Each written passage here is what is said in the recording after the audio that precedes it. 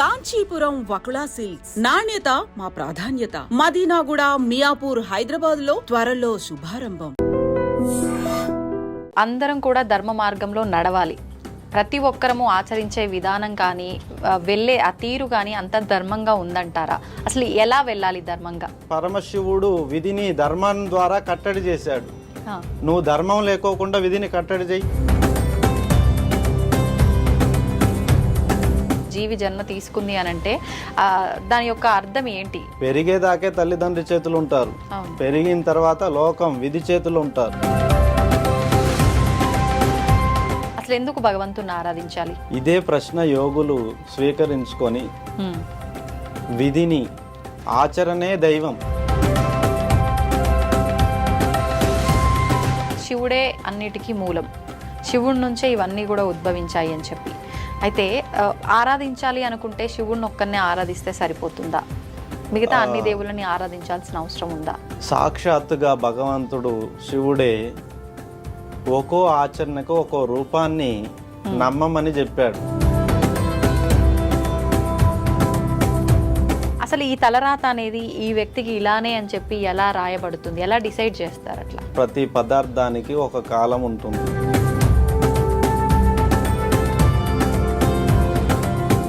పునర్జన్మ ఉంటుందంటారా మనిషికి? మళ్ళీ మనిషి రూపంలోనే జన్మ తీసుకునే అవకాశం ఉంటుందంటారా? ఈ భూమికి మన రుణం ఉంది.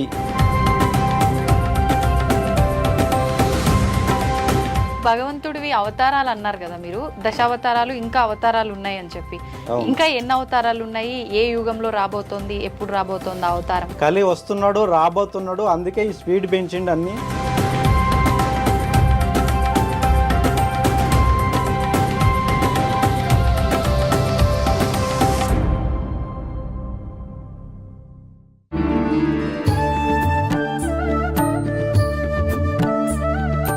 నమస్కారం, వెల్కమ్ టు ఐ డ్రీమ్. ధర్మ మార్గం విత్ విజిత కార్యక్రమానికి స్వాగతం.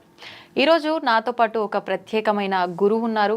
గురువు అనాలో స్వామీజీ అనాలో నాకైతే తెలియదు. అసలు వారిని నేను పరిచయం చేయడం కన్నా వారిని వారి మాటల ద్వారానే మనందరం కూడా పరిచయం చేసుకుందాము. ఇంకెందుకు ఆలస్యం, ఇప్పుడు వారితో మాట్లాడదాం. నమస్కారం అండి. నమస్కారం. గురువు గారు అనాలో స్వామీజీ అనాలో నాకైతే అర్థం అవ్వట్లేదు. గురువు గారు అని పిలుద్దాం అనుకుంటున్నాను. పర్వాలేదంటారా? పర్వాలేదు. గురువుగా అంగీకరించినందుకు మీకు ధన్యవాదాలు. గురుగారు, మిమ్మల్ని మీరు మా ప్రేక్షకులకు ఒక్కసారి పరిచయం చేసుకోగలుగుతారా? ముందుగా మా ఆధీనంలో ఉన్నటువంటి కాలభైరవుని నేను నమస్కరించుకొని మొక్కుతున్నాను. ప్రేక్షకులకు, ఈ ఛానల్ యొక్క ప్రేక్షకులకు మరియు మన భారత భాగంలోని ఈ చూస్తున్న అందరికీ ముందుగా నమస్కారం తెలియజేస్తున్నాను. ఓం కాలభైరవాయ నమః.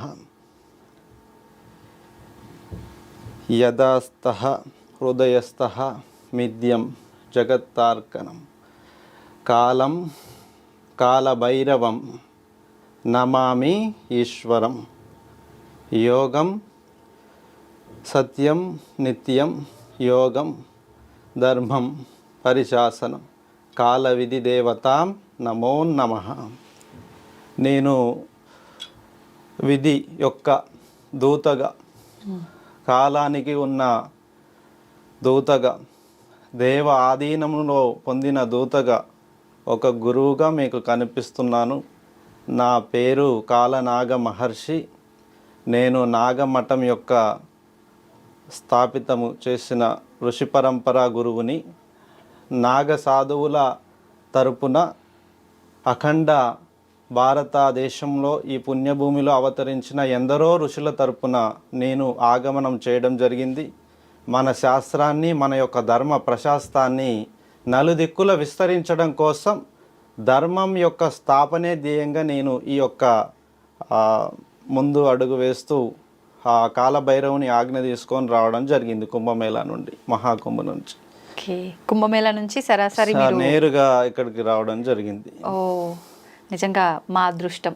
కుంభమేళా నుంచి వచ్చిన మీతో మాట్లాడడం, మిమ్మల్ని చూడడం, అది శివ ఆజ్ఞ అనుకొని ఇంత వేగంగా రావడం జరిగింది మీరు పిలవగానే. అయితే గురువు గారు, మనం మాట్లాడుకునే ముందు మీరు కాలభైరవ స్వామి అని చెప్పడం జరిగింది. మీ చేతిలో ఉన్న అంటే విగ్రహం అనొచ్చో, దైవం అనొచ్చో, ఆయుధం అనొచ్చో నాకైతే తెలియదు. కానీ ఇప్పుడు మామూలుగా స్వామీజీల చేతిలో, గురువుల చేతిలో ఏదో ఒక ఆకారంలో ఉంటుంది, ఏదో ఒక వస్తువు, అది కట్టెదే కావచ్చు లేకపోతే లోహందే కావచ్చు. కానీ ఏకంగా మీ చేతిలో దేవుడి విగ్రహమే కనిపిస్తోంది, ఏంటండి ఇది? విధి రాతను రాసే ఆ కాలునికి గుర్తుగా ఈ రూపం మనకు కనిపిస్తుంది. ఇది సమస్త జీవుల రాతలపైన ఉన్నటువంటి ఆ కాలభైరవుని అంశ, ఆ కాలుని అంశ చేతి ద్వారా రాస్తూ నిర్వహిస్తూ కాల పాశుపతాస్త్రము అని దీన్ని ఋషులు పిలుస్తారు. ఈ ముద్రణ ఋషుల ద్వారా వచ్చింది. దీన్ని మేము ప్రత్యేకంగా మా యొక్క విద్యలో భాగంగా మేము ఈ అస్త్రాన్ని మేము వాడుతున్నాము. ఈ అస్త్రం మాకు నిర్వహణలో, పూజలలో, హిమాలయాల్లో చేసే పూజల్లో కానీ, వివిధ నదులలో జరిగేటువంటి పుష్కర అంశాల్లో కానీ, పుష్కర కాలాల్లో దీనికి అభిషేకములు చేస్తూ మా తపోనిష్టత మొత్తం దీనిపైన మేము నిర్వహించుకుంటుంటాము. ఇది మా ప్రాణంతో సమానంగా ఈ అస్త్రాన్ని, ఈ అస్త్ర ధర్మాన్ని మేము ఆచరిస్తున్నాము. అంటే ఇప్పుడు దీన్ని మీరు ఎక్కడికి వెళ్తే అక్కడికి తీసుకెళ్తూ ఉంటారు? ఈ అస్త్రానికి ధర్మం ఉంటుంది. అస్త్రానికి కూడా ధర్మం. ఈ అస్త్రముకి ఉన్న ధర్మాన్ని మేము ఆచరిస్తున్నాము కాబట్టి. ఎటువంటి ధర్మం అండి అది? ధర్మము పేరు చెప్పగానే ఆది దైవం శివుడు గుర్తొస్తాడు. ఈ భూమిపైన మొదటిగా అవతరించినటువంటి దేవతలందరికీ ప్రశస్తమైనటువంటి మొదటి ధర్మగురువు, మొదటి ధర్మ దైవము. ధర్మం అనే శాస్త్రానికి నిలువెత్తు రూపం శివుడు. ఆయన లయకార్యుడు.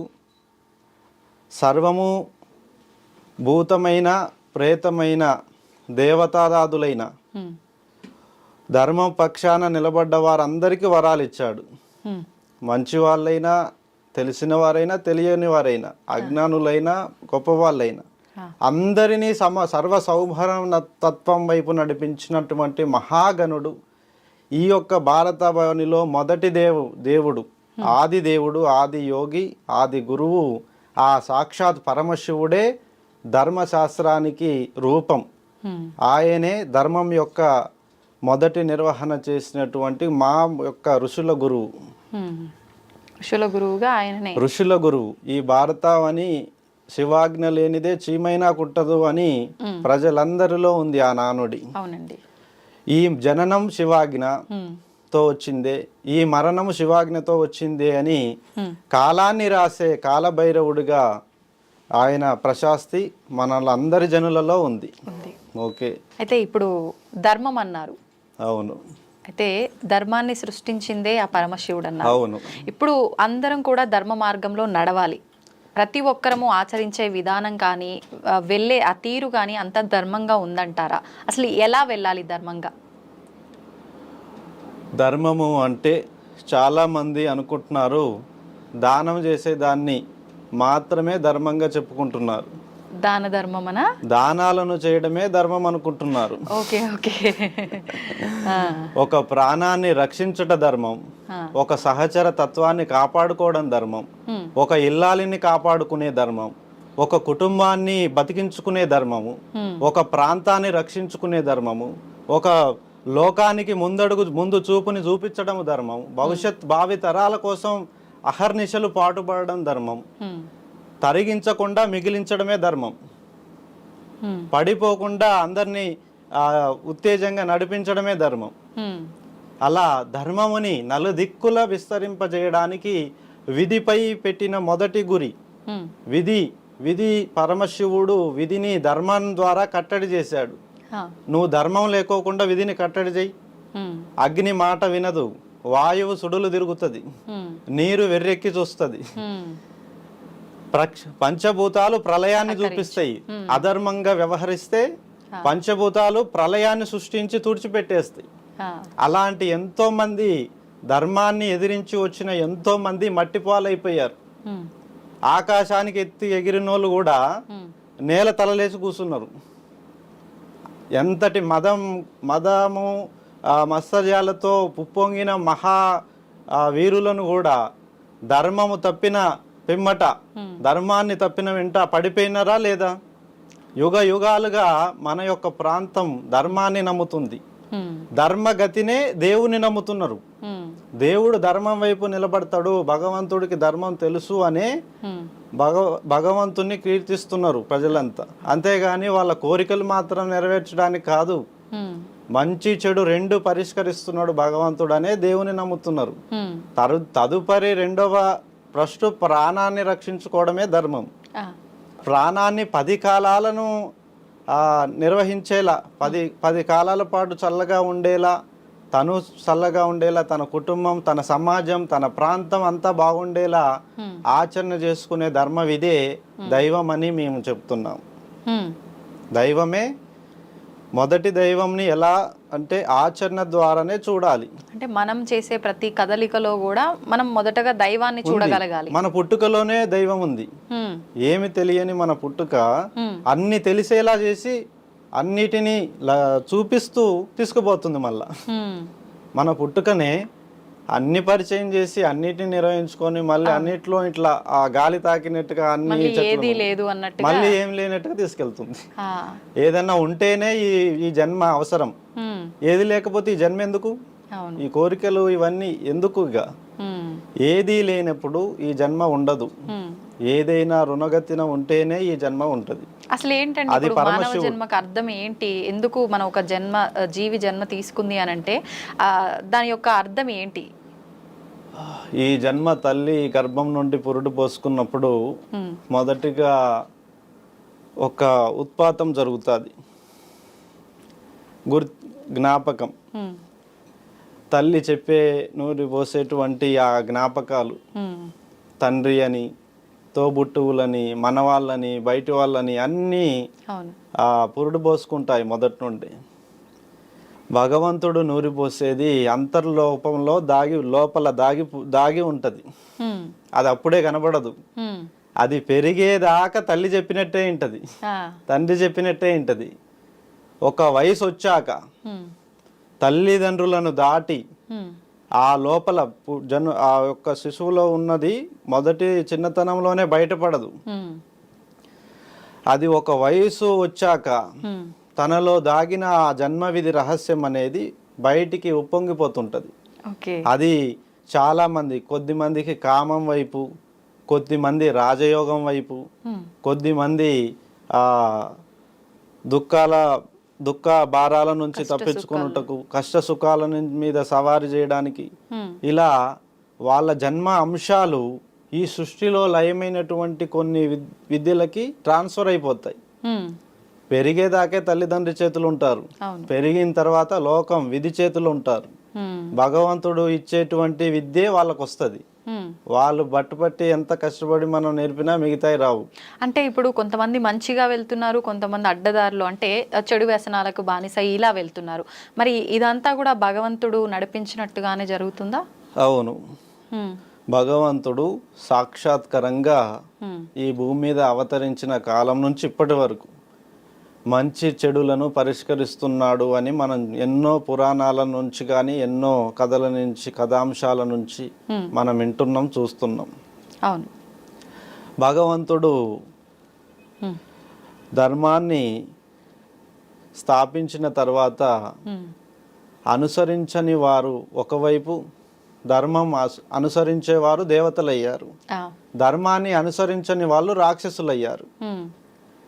ఇది యొక్క వేరువేరుగా విధి నడిపిస్తుంది. దుష్టులను వెంటాడేటువంటి ప్రభుత్వాలు ఉన్నాయి. ఇప్పుడు చూస్తున్నాం సమాజంలో ఎన్నో ఆకృత్యాలు జరుగుతున్నాయి, అత్యాచారాలు జరుగుతున్నాయి, ఎన్నో హత్యలు, ఆస్తుల కోసం హత్యలు చేయడము, లేదా కోరికల కోసం హత్యలు చేయడము. ఇటువంటి రాక్షస గణాన్ని మనం మన జనులలోనే చూస్తున్నాం. వెలుగు చీకట్లు విడదీయరానివి, మనము విడదీసి చూడలేము ఈ సృష్టి మొత్తంలో.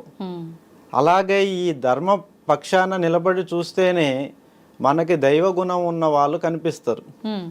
ధర్మాన్ని ఆచరించకుండా దేవుడు లేడు ఏమి లేడని చెప్పేసి, ధర్మము లేదని చెప్పేసి, నేను మాత్రమే ఉన్నా నా ఆకలే గొప్పది అని చెప్పేసి తప్పుల మీద తప్పులు చేస్తూ కోరికల కోసం పిచ్చోళ్ళు అయిపోయి రాక్షసులుగా మారి దుష్టులు తిరుగుతున్న వాళ్ళు చాలా మంది ఉన్నారు.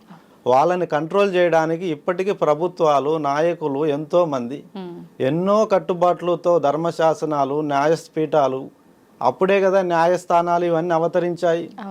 పాపాత్ములను, దుర్మార్గులను, దుష్టులను కట్టడి చేయడం కోసమే ఈ యొక్క ధర్మాత్ములు, గురువులు, దేవతల యుగం నుంచి ఇలా కట్టడి చేసుకుంటూ వస్తున్నాం. అలా కట్టడి చేయడం వల్లనే ఈరోజు ప్రజలు సుభిక్షంగా బతకగలుగుతున్నారు, ప్రశాంత జీవనాన్ని పొందగలుగుతున్నారు. అంటే ఖచ్చితంగా ఇది భగవంతుడు ఆడిస్తున్న ఒక ఆటే, మంచైనా చెడైనా ఏదైనా. 2 చేతులు ఇచ్చాడు తల్లి, ఒక చేత్తో పని చేయమంటాడు, ఇంకో చేత్తో ఆపమంటాడు.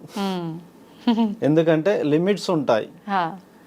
లిమిట్స్ ఇప్పుడు ఎవరికి ఏ రుణగతిన ఎంత వెళ్ళాలో అంతవరకే వెళ్ళాలి తలరాత.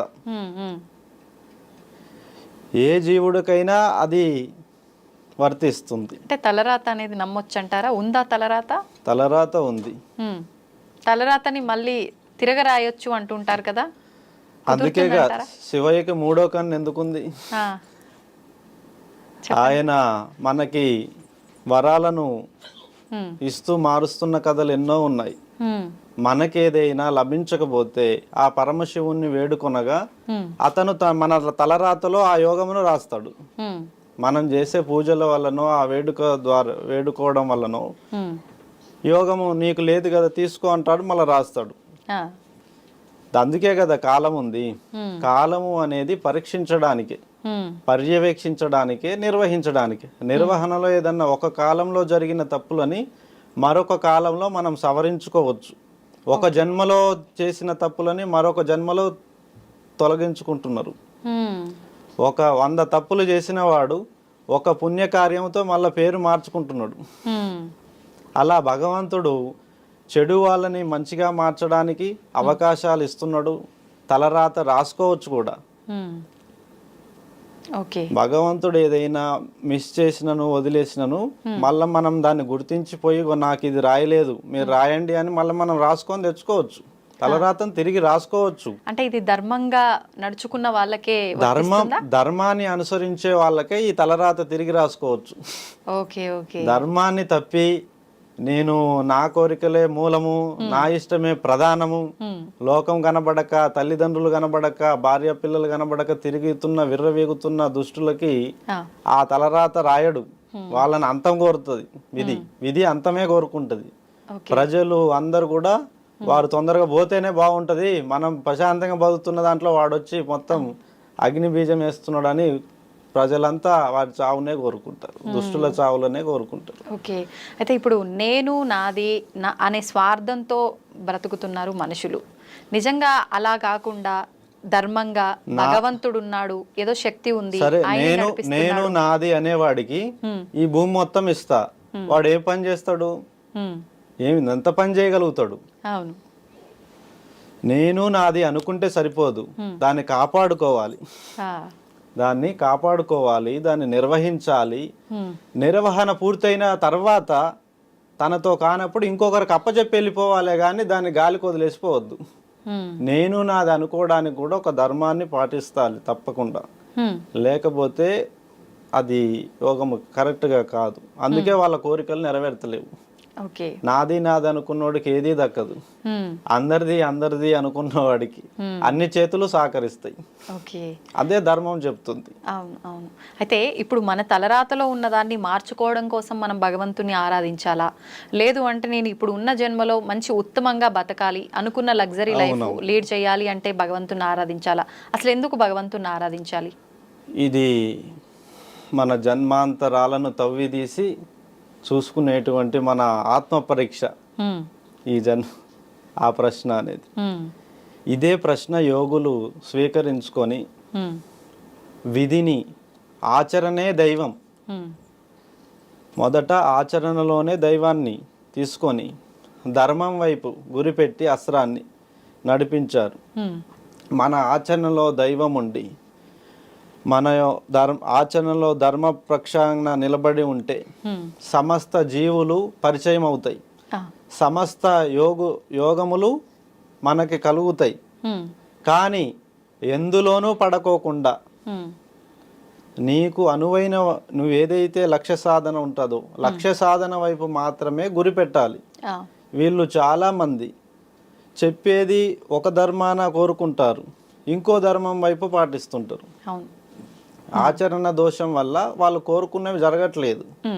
ఎటువైపు మన కన్ను పెడతామో అటువైపే పని అవుతుంది, ఎటువైపు మన చెయ్యి పెడుతుంటామో అటువైపే పని అవుతుంది. అందుకే ఆచరణలు పుట్టుకొచ్చాయి అక్కడి నుండి. మన దృష్టిని బంధించేటువంటి ఆచరణ ఒకటి ఉంది, కర్మలను శాసించే విధానం ఆచరణ ఒకటి ఉంది. అందుకే దాని నుంచే ఈ పూజ నియమాలు, పూజలు చేయడము, ఆ పూజలను కోరుకొని నియమాలు చేయడము, రకరకాలుగా పూజలు, విధి విధాలుగా ఆచరణలు, ఎన్నో రకాలుగా ఆచరణలు కనిపిస్తున్నాయి, అబ్బురపరుస్తున్నాయి. అందులో ఆ సరైన దృక్పథంతో చేసిన వాళ్ళకేమో అవి అనుకున్న కోరికలు నెరవేరుతున్నాయి భగవంతుని పూజించగా. మిగతా వాళ్ళ పరిస్థితి నామమాత్రంగా ఉంటుంది, మళ్ళీ ఇంకొక ఆచరణ చేస్తున్నారు.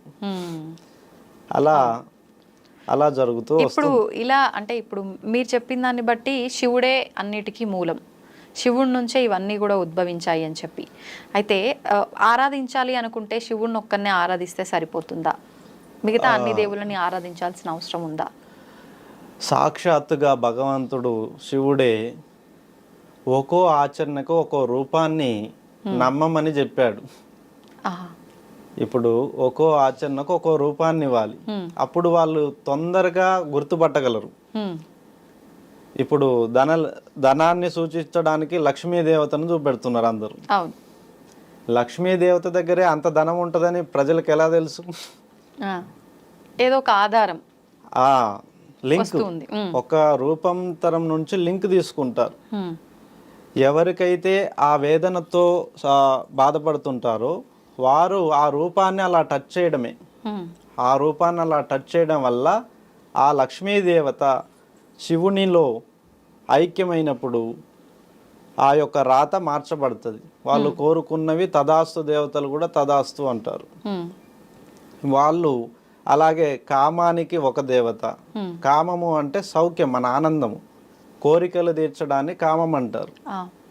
అది ఆ దేవతలు కూడా ఉంటాయి. ఇప్పుడు నాకు ఈరోజు మంచి నిద్ర పట్టాలని నేను కోరుకున్నాను, అలాంటి మన శరీరం అలా మారిపోతుంది. అలా నాకు ఈ యొక్క మంచి భుక్తము, నాకు భోజనం కావాలి అని కోరుకున్నాను, అలాంటి దేవతలు కూడా ఆశీర్వదిస్తుంటాయి.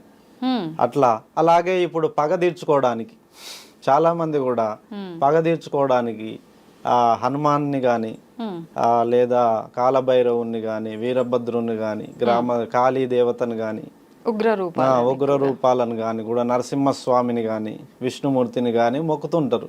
వాడు నన్ను చాలా ఇబ్బంది పెట్టాడు, వాడికి ఏదో ఒకటి జరగాలి, జరిగితేనే నేను నమ్ముతా అని చెప్పి ఆయనలో మొక్కుతుంటారు. కానీ వాళ్ళు ధర్మపక్షాన నిలబడి పోరాడి అడగాలి. అలాంటివి కోరికలు కూడా ధర్మ ప్రకారంగా అడిగితే దాన్ని దేవతలు ఇస్తాయి.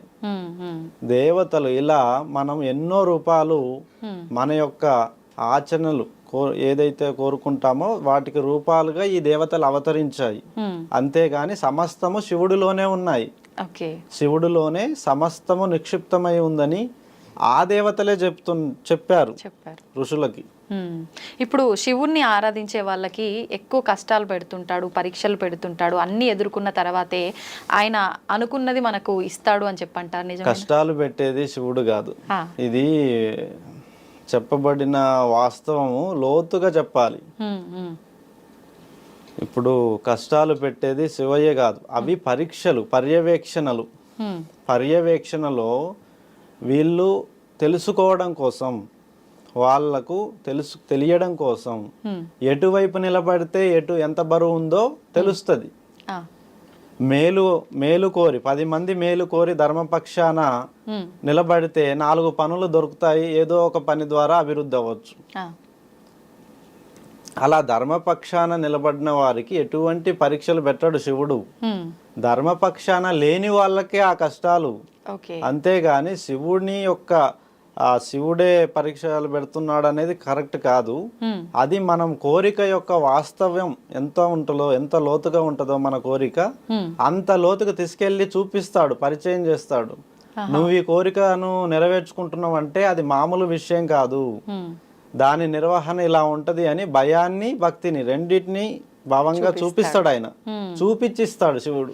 ఇప్పుడు మీరు అన్నట్టుగా ధర్మపక్షంగా లేని వాళ్ళకి ఇలాంటి పరీక్షలు పెడతాడు అని అన్నారు కదా, కానీ సామాన్యంగా భక్తులంతా నమ్మేది ఏంటి అంటే ఇప్పుడు ఎక్కువ డబ్బు ఉండి అన్యాయంగా డబ్బు సంపాదించిన వాళ్ళే బాగుంటారు, ఏ ఇబ్బందులు ఉండవు, అన్ని రకాలుగా భగవంతుని పైనే ధ్యాస పెట్టుకొని నిత్యం పూజలు చేస్తూ ఆలయాలకు వెళ్తూ ఉన్న మేం మాత్రమే ఇలా ఉన్నాము అని మాత్రమే ఎక్కువగా భావిస్తుంటారు కదా. మరి నిత్యము ఆలయాలకు వెళ్తున్నారు, నిత్యం పూజలు చేస్తున్నారు అని అలా అని ఎన్ని చేసినా కూడా దేవుడు మాకు అనుకూలత చేయట్లేదు అనుకుంటున్నారు.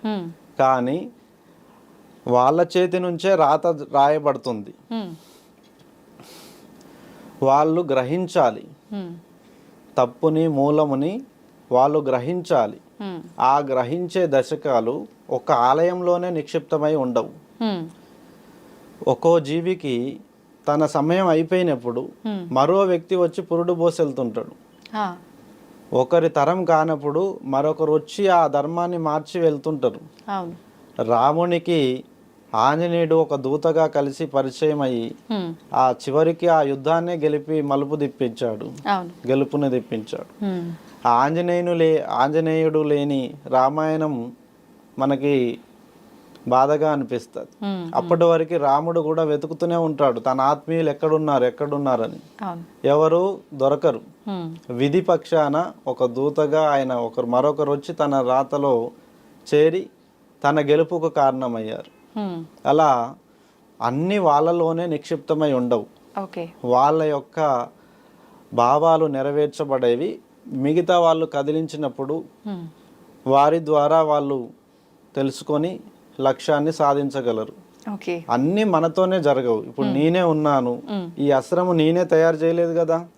ఇప్పుడు ఎంతో మంది సిద్ధులు ఉన్నారు, వాళ్ళు ప్రతిష్ఠించిన శివలింగాలన్నీ వాళ్ళే తయారు చేయలేదు కదా. శిల్పులు వారి వారి పరిచయ ధర్మంలో ఉన్నవారు వారికి దగ్గర ఉన్న వారి ద్వారానే అందుకొనే చేయగలుగుతారు. సమస్తము మనము జ్ఞాపకంగా ఉంచుకొని మన నడవడిక ఉంటే అన్ని నెరవేరుతాయి. అన్ని నాతోనే అవుతాయని అనుకోకూడదు, అన్ని సమష్టి కృషితో జరుగుతాయని అనుకోవాలి. సమిష్టి కృషిలో ఒక్కొక్కరు ముందుకొచ్చి ఒక్కో విధమైన కోరికను తీర్చగలిగే శక్తి ఉంటుంది. సహచరులతోనే అన్ని జరిగాయి. ఇప్పుడు తలరాత అన్నాము ఇందాక, ఆయనే తలరాత రాస్తాడన్నాం. మనం ధర్మంగా ఉంటే దాన్ని మనం తిరగ రాసుకునే అవకాశం కూడా మన చేతుల్లో ఉంది అనుకున్నాం. అసలు ఈ తలరాత అనేది ఈ వ్యక్తికి ఇలానే అని చెప్పి ఎలా రాయబడుతుంది, ఎలా డిసైడ్ చేస్తారు? అట్లా కాలరాత, ప్రతి పదార్థానికి ఒక కాలం ఉంటుంది, ఆరంభము అంతము. వాటి ఆచరణలకు సహచరులు తోడైతే మరింత బలం చేరుతుంది. ధర్మం పక్షాన నిలబడితే నలుగురు సహచరులు కదిలొస్తారు. మనం ఆచరణ అనేది సాక్షాత్ ఆ దైవం నుంచి తీసుకుంటాం. దైవం మనకే వచ్చి పట్టలేడు కదా, మన పక్కన ఉన్న ఎవరో ఒకరికి ఆవహించగలడు. ఆవహించి వారి సమయాన్ని మనకిచ్చి గెలిపిస్తారు. అలా సాధ్యమేనా? ఆవహించడం సాధ్యం అవుతుంది. ఇప్పుడు మనం అంతా కలిసి కేసీఆర్ని తెలంగాణ ఉద్యమంలో ఓట్లేసి గెలిపించారు కదా, ఆయన పోరాడినందుకు. తర్వాత ప్రజా అధికారం ఎటు మళ్ళింది, మళ్ళీ మరొకరిని చూశారు, మళ్ళీ మరొకరిని చూస్తున్నారు. అంటే వాళ్ళ యొక్క రుణమును వెతుక్కొని ఎవరెవరు వస్తున్నారో, ఎవరెవరు మనకి ఆశయాలను నెరవేర్చగలరో నమ్మి వాళ్ళకే ఇస్తున్నారు. అంటే ధర్మం వైపు నిలబడిన వాళ్ళు ఎప్పటికీ గెలుస్తూనే ఉంటుంటారు, వస్తూనే ఉంటుంటారు. మళ్ళా ఓడినా తిరిగి వస్తూనే ఉంటారు. ఒక సమయం పోయినా మళ్ళీ ఇంకో సమయం అవకాశం ఇస్తూనే ఉంటుంది విధి. ఆ విధంగా సాధించుకోవచ్చు. ఓకే, పునర్జన్మ ఉంటుందంటారా మనిషికి? మళ్ళీ మనిషి రూపంలోనే జన్మ తీసుకునే అవకాశం ఉంటుందంటారా? పునర్జన్మలు ఉంటాయమ్మా. అది ఎంతో తపము వేదన ఈ భూమికి మన రుణం ఉంది అని సిద్ధపడిన వాళ్ళకి ఆ యొక్క అవకాశం దొరుకుతుంది. ఓకే. అన్ని కోరికలు తీర్చుకున్నాను, నా కథ అంతా ముగిసింది అనుకునే వాళ్ళకి పునర్జన్మలు ఉండవు. ఇంకా తపం ఈ సరిపోలేదు, ఈ జన్మ సరిపోలేదు, మరో జన్మలో ఇంకా నిర్వహించాలి, తనివి తీరని ఆరాటము, ఈ భూలోకం పైన ప్రేమ తిరిగి తిరిగి అది మళ్ళీ పుట్టించగలదు. ఒకవేళ పుట్టిన అంటే ఇప్పుడైతే ఏదైతే బంధాలు బంధుత్వాల మధ్య ఉన్నారో, ఏదైతే ఆశతో బతకాలని అనుకున్నారో అవే ఆశలతో అవే బంధుత్వాల మధ్య పుట్టే అవకాశం ఉంటుందంటారా? కోరుకున్న అంశాలు వేరు, పునర్జన్మల్లో ఉండేది కాంక్ష. ఒకరి తరంలో నెరవేరని కాంక్ష ఇంకొకరి తరంలో నెరవేరుతుంది. ఇప్పుడు ఈ భూమిలో దొరకని ఫలాలు మరొక భూమిలో దొరుకుతాయి. ఇక్కడ దొరకని రుచులు అక్కడ దొరుకుతాయి, అక్కడ దొరికే రుచులు ఇక్కడ దొరకవు. అది ఖచ్చితంగా మారిపోతాయి. తర్వాత జన్మలో ఆ కాంక్ష నెరవేరుతుంది. కానీ సన్నిహితులు అనే వాళ్ళు వేరు వేరు రూపాల్లో వేరు వేరు కాలాలకు విభజించబడిపోయి ఉంటారు. అందువల్లనే పునర్జన్మలను పట్టి చూపించలేకపోతున్నారు. ఉంటాయని తెలుసు కానీ ఆధారితంగా చూపడానికి అవకాశము విధి లేకోకుండా చేసేసింది. అందువల్ల విధిని దాటి చూపించాలి. అది అయితే ఇప్పుడు మీరు అన్నదాన్ని బట్టి ఖచ్చితంగా ఈ జన్మలో ఏ ఆశతో ఏ కోరికలతో చనిపోయారో ఏ బంధాలతో ఉన్నారో అది మళ్ళీ వచ్చే అవకాశం లేదన్నారు. కానీ చాలా వరకు ఇప్పుడు ఎవరైనా ఇంట్లో పెద్దవాళ్ళు చనిపోతే మళ్ళీ వాళ్ళ కొడుకుకి కొడుకుగానో కూతురుగానో వాళ్ళ మనవడు మనవరాళ్ళుగా అలా మళ్ళీ పుడతారు అని చెప్పి వాళ్ళే పుట్టారు అని చెప్పి నమ్ముతుంటారు కదా, అదంతా ఒక అపోహలది. అది ఆశీర్వాదము. వాళ్ళ యొక్క తాతలు ముత్తాతలు మళ్ళీ వాళ్ళ మనవాళ్ళ కడుపులలో పుట్టాలని వాళ్ళ ఆశీర్వాదం కోరుకుంటారు.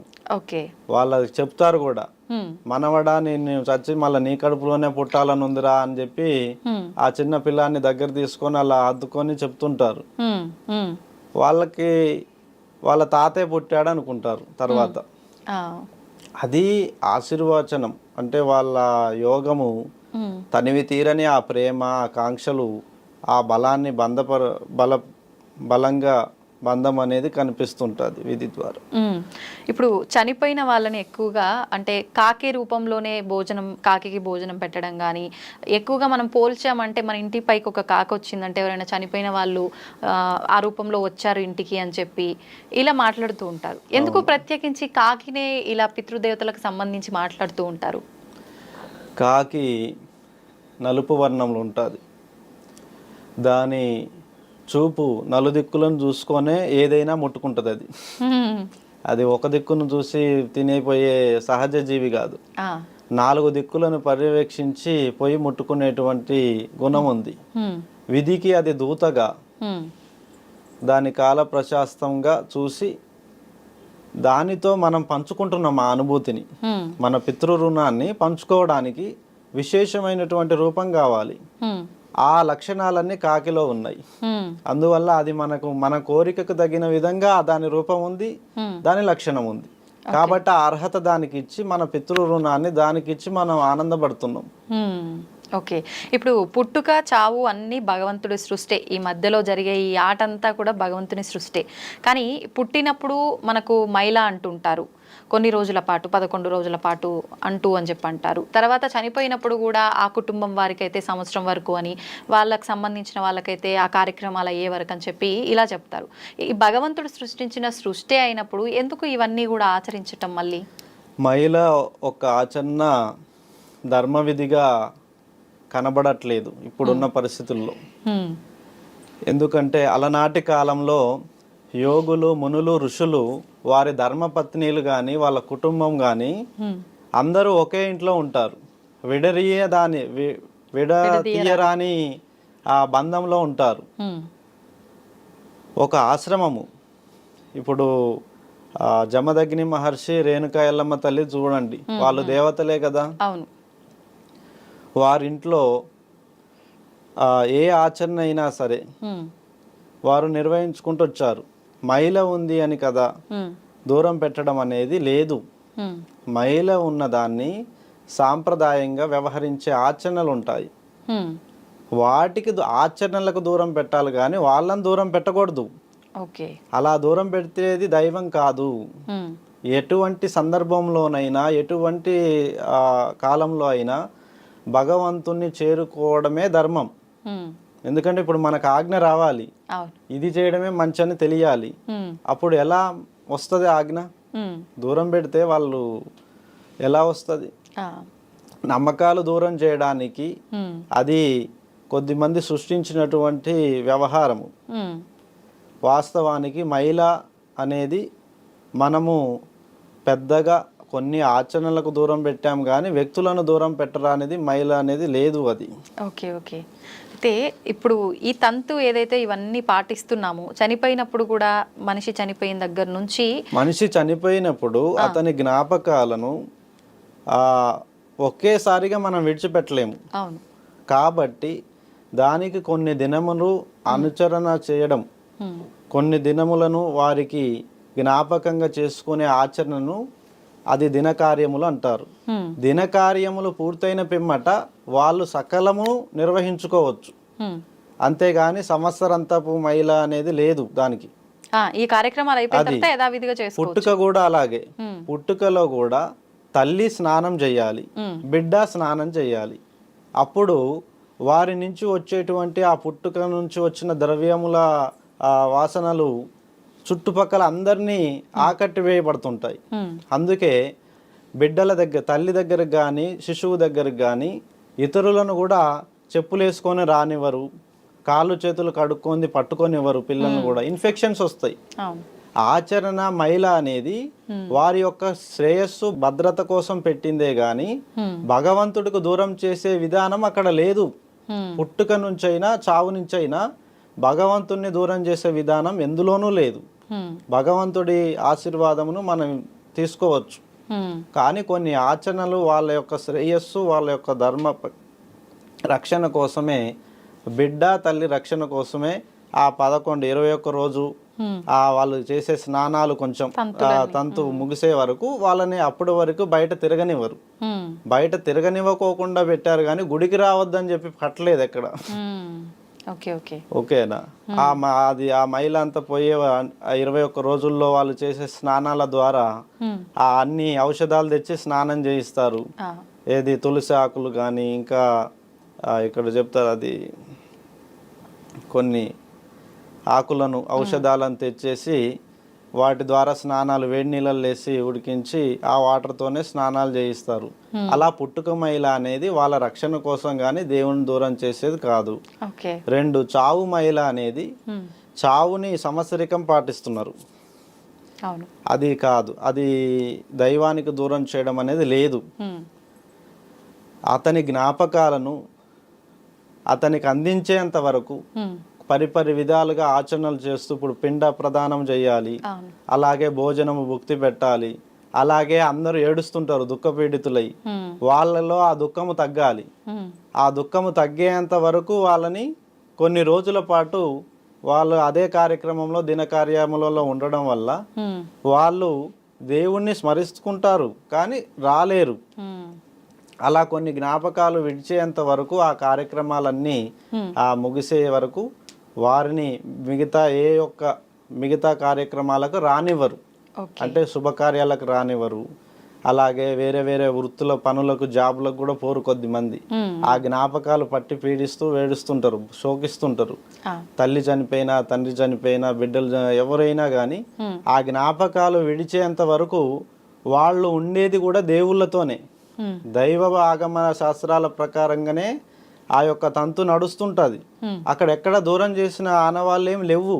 కానీ ప్రజలు తెలియని వాళ్ళు సృష్టించింది ఏంటంటే సంవత్సరం మహిళ అని రానవద్దని, నెల అని, సంవత్సరం అని, ఇలా సంవత్సరికాలని మొత్తం గుళ్ళకి రాకోకుండా కొన్ని అపశృతులు జరుగుతున్నాయి. అలాంటి నియమాలు ధర్మపక్షాన లేవు, వ్యవహరించబడడం లేదు. అలనాటి యుగంలో అయితే అలా అయితే నిర్వహణ లేదు. ఈ మధ్యలో వచ్చినటువంటి ఈ భూభాగంలో జరిగిన దాడుల వల్ల ముస్లిమ్స్ కానీ క్రిస్టియని ప్రభుత్వాలు బ్రిటిషర్స్ వచ్చిన తర్వాత మన ఆచార వ్యవహార శైలిని వాళ్ళు పూర్తిగా అడుగంటేలా చేశారు.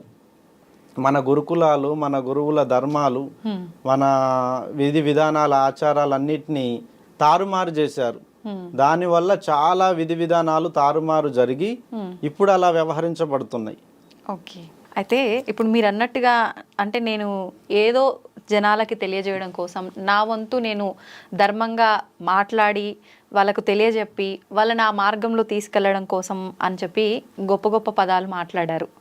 అయితే వచ్చిన ప్రతి ఒక్కరూ ఇలాంటి మాటలే మాట్లాడతారు. అంటే ఇక్కడికి వచ్చిన వాళ్ళనే కాదు, ఇప్పుడు మనం ఎంతో మందిని చూస్తున్నాము. మన ధర్మం ఇలాంటిదని అలాంటిదని, లేదంటే ఏదో ఒక విషయం గురించి మాట్లాడడానికి వచ్చే ప్రతి సాధువులే కావచ్చు, స్వామీజీలే కావచ్చు, గురువులే కావచ్చు, వాళ్ళు ఇంకెవరైనా కావచ్చు, మాట్లాడే ప్రతి ఒక్కరూ మాట్లాడుతున్నంత వరకు వీళ్ళు నిజమే చెప్తున్నారు, అరే నిజంగా ఏదో తెలియజేయడం కోసమే సమాజం కోసం వచ్చారు వీళ్ళు అని అనుకుంటాం. కానీ ఈ వీటిల్లో కూడా చాలామంది అసలు వాళ్ళు ఉన్నారు, నిజం కాని వాళ్ళు ఉన్నారు. అసలు ఎవరు ఏంటి అనేది మేము ఎలా ఒక క్లారిటీ తెచ్చుకోవాలి? చాలా మంది వేరువేరుగా ఉన్నారు, ఇలాగే అనిపోతున్నారు అని మీరు డైరెక్ట్ గా అనేయచ్చు. రుణం లేనిది ఎవరికెవరు కలవరు. ఇప్పుడు ఒక వ్యక్తి కష్టంలో ఉన్నారు, బండి మించి కింద పడ్డారు, నేను పక్కన ఉన్నాను కాబట్టి రెస్పాండ్ అవుతా. అదే అయ్యో నేను సాయం చేస్తే తను బతుకుతారు కదా అని. సహచర ధర్మం అనేది యోగులందరూ పాటిస్తారు. నిన్ను చూసి అంటారు, నీకు అది జరుగుతుంది, నీకు ఇది అవుతుంది, నువ్వు ఇలా అవుతావు అంటారు అని చెప్పడము కాదు, ఆ ధర్మాన్ని, ఆ గెలుపుని ఇవ్వాలి. వాళ్ళు చెప్పి వెళ్ళడమే కాదు, ఆకాంక్షను నూరిపోయడం కాదు, ఆకాంక్షను బతికించడానికి ఏదన్నా వారి రుణగతిని ఏదన్నా ఇవ్వాలి. అవునా? ఇస్తేనే అవి నెరవేరుతాయి కదా. ఇప్పుడు అడవిలో పులి ఉంటుందని చెప్పారు, కానీ అది ఆయుధం ఇవ్వకుండా రక్షణకి ఏదో ఒకటి ఇవ్వాలి కదా, ఇచ్చి పంపాలి. అంటే ఇప్పుడు మీరు ఇచ్చి పంపితే నువ్వు కూడా అవుతావు, నువ్వు కూడా పెద్ద సీఎం అయినా అవ్వచ్చు. జయలలిత కళారంగం నుంచే వచ్చింది కదా తమిళనాడు సీఎం. మీకు వయసు ఉంది, ఇది ఉంది, మీ గురి, మీ లక్ష్య సాధన ఎందుకు మీరు మరి ఇందులోనే నిర్వహిస్తున్నారు అని అంటే, మీరు గీసుకున్న పరిమితులు మీ కుటుంబం కోసం, నీ యొక్క ధర్మం కోసం నువ్వు పాటిస్తున్నావు. లోక ధర్మం కోసం పాటించడానికి వచ్చిన వాళ్ళు గొప్పవాళ్ళు. ఇప్పుడు అలా వాళ్ళు పోరాడితేనే కదా ఇప్పుడు సీఎంలు అవి పాలిస్తుంది. గౌరవనీయులు రేవంత్ రెడ్డి గారు, ఆయన ఎన్నో పోరాటాలు పడ్డారు. ఆయన ఎన్ని పోరాటాల మీద నుంచి వస్తే ఈరోజు సీఎం అయ్యారు.